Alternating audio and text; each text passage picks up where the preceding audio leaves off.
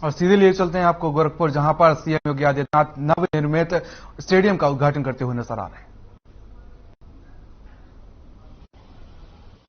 प्राकृतिक खेती के लिए आयोजित आज की इस विशेष कार्यशाला में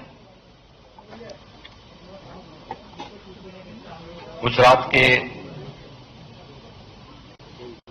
माननीय राज्यपाल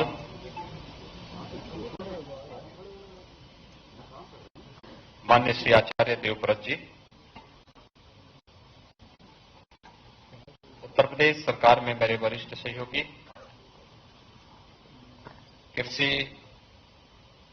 कृषि शिक्षा एवं अनुसंधान विभाग के मंत्री श्री सूर्य प्रताप शाही जी,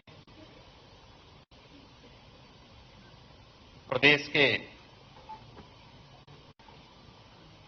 गन्ना एवं चीनी मिल विभाग के मंत्री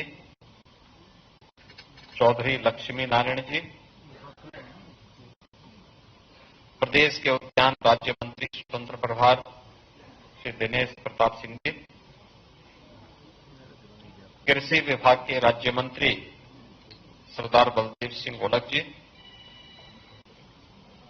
प्रदेश के ग्राम्य विकास विभाग के राज्य मंत्री श्रीमती विजय लक्ष्मी गौतम जी,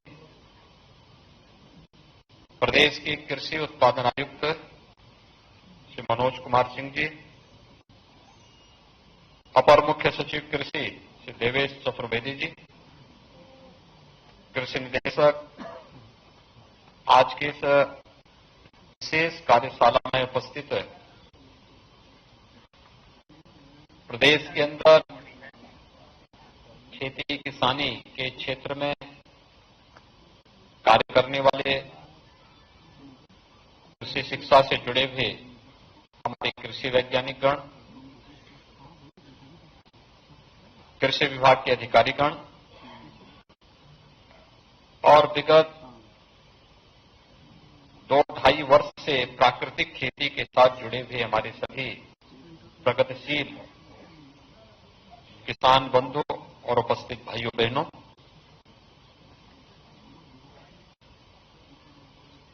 भारत की आस्था और धरती माता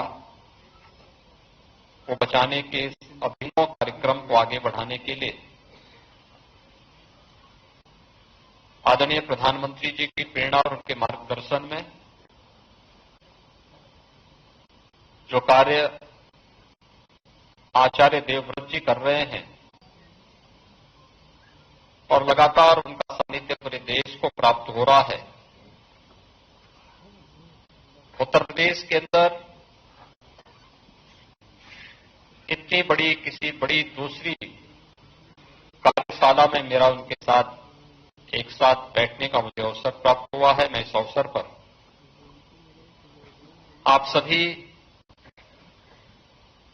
इस धरती माता को बचाने, गौ माता की रक्षा के लिए आग्रही आप सभी उपस्थित इस क्षेत्र के विशेषज्ञों, प्रगतिशील किसानों और पूरे प्रदेशवासियों की ओर से मैं आचार्य देवव्रत जी का हृदय से स्वागत करता हूं, अभिनंदन करता हूं। हमारे लिए वास्तव में यह कार्यक्रम भारत की आस्था को बचाने का कार्यक्रम है ही, इस धरती माता को उसके वास्तविक स्वरूप में रखने का भी एक अभियान है।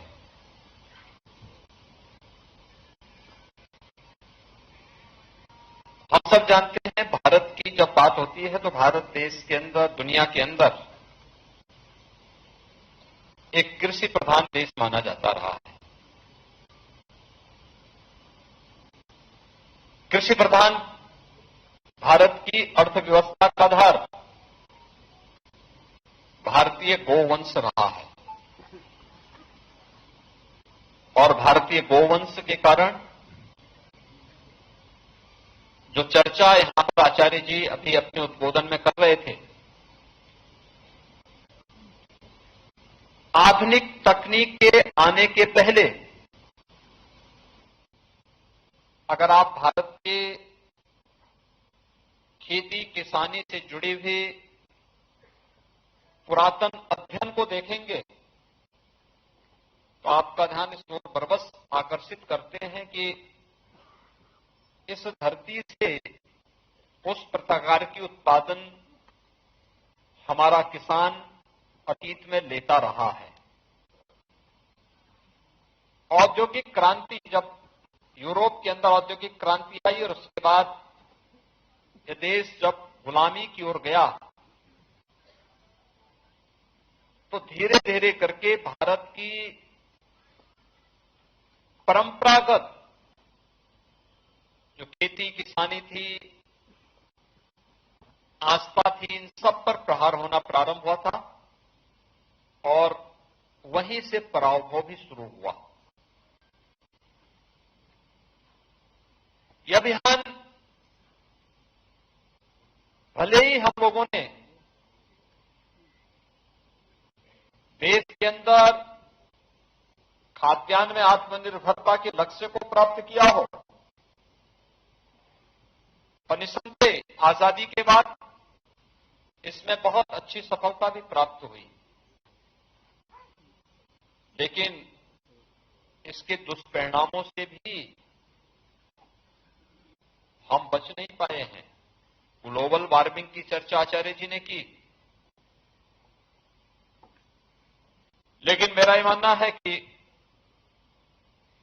मैं अक्सर जनता दर्शन के कार्यक्रम में बैठता हूं, जनता जनार्दन से मिलता हूं, और अगर मेरे पास 100 एप्लीकेशन एक साथ आई हैं तो उसमें से 10 एप्लीकेशन ऐसी होती हैं जो गंभीर बीमारी से ग्रसित लोगों को आर्थिक सहायता की जिससे उनकी मांग होती है। कोई कैंसर से पीड़ित है, किसी की किडनी खराब हो गई है, किसी का लीवर खराब हो गया है। ये केवल पैसे का लेन देन का मामला नहीं होता, वो हमसे सहायता मांगते हैं, हम मुख्यमंत्री राहत कोष से उनको पैसा भी देते हैं, लेकिन साथ साथ हमारे मन में, मेरे मन में एक बात आती है कि वास्तव में ये तो जरूरतमंद है, इस पीड़ित है, इसको तो सहायता देनी चाहिए। इस बीमारी का कारण क्या है? आखिर क्या कारण है? कहीं ना कहीं खान पान, कहीं ना कहीं कुछ ऐसी चीजें जरूर हैं जो एक बड़े तबके के स्वास्थ्य के साथ खिलवाड़ कर रहा है, जो उसकी जवानी होनी चाहिए थी, जिस जवानी में उसकी ऊर्जा और उसकी प्रतिभा का लाभ इस समाज को, इस देश को, मानवता को और विश्व कल्याण के लिए मिलना चाहिए था, उस उम्र में वह समय बीमार होकर के अपने स्वयं के जीवन के साथ जूझ रहा है। यह हम सब की चिंता का विषय होना चाहिए, और उसके पीछे कारण ये वही क्रांति है जिसने खाद्यान्न में आत्मनिर्भरता के लक्ष्य को प्राप्त तो किया, लेकिन साथ साथ इन तमाम बीमारियों को भी हम सबके साथ दिया है। और उस बीमारी से बचने के लिए दो ही माध्यम हैं, एक भारतीय नस्ल का गोवंश, इसको बचाना, और दूसरा गो आधारित खेती के माध्यम से फिर से अपनी धरती माता की उर्वरता को बढ़ा करके उस की जो वास्तविक क्षमता है, उस वास्तविक क्षमता को फिर से प्रदान करते हुए उसे सुरक्षित रखने, उसके संरक्षण में अपना योगदान देना। ये जो नया तरीका आचार्य जी ने आपके सामने अभी अपने उद्बोधन में रखा है, अभी उनका सानिध्य इसके बाद भी आपको प्राप्त होगा, ये वर्तमान को और भविष्य को बचाने का भी एक अभियान है। और हम आभारी हैं प्रधानमंत्री मोदी जी के कि उन्होंने मिशन मोड में पूरे देश के अंदर इसे लागू किया है, गो आधारित प्राकृतिक। यूनियन बजट का हिस्सा बनाया है। देश के अंदर स्वयं प्रधानमंत्री जी ने 2021 में वाराणसी से इस कार्यक्रम को पूरे देश के अंदर लागू करने के एक बृहद कार्यक्रम को अपने हाथों में लिया और आज प्रदेश ने भी इसके साथ ही इस कार्यक्रम के साथ अपने आप को जोड़ा। हम सब जानते हैं कि यहां पर प्रदेश सरकार ने बुंदेलखंड के 7 जनपदों में 47 विकासखंड और 11,750 हेक्टेयर क्षेत्रफल में 235 क्लस्टर बनाकर के गौ आधारित प्राकृतिक खेती के लिए बजट के प्रावधान के साथ साथ अनुदान की व्यवस्था भी वहां पर प्रारंभ कर दी। ये बुंदेलखंड के लिए हमारा कार्यक्रम लागू हो चुका है। 2020 में जब आचार्य जी को कानपुर में प्राकृतिक खेती के ही एक ऐसी कार्यशाला में हम लोगों ने आमंत्रित किया था, तो उस समय हमारे सामने जो लक्ष्य था कि मां गंगा की अविरलता और निर्मलता को बचाए रखने के लिए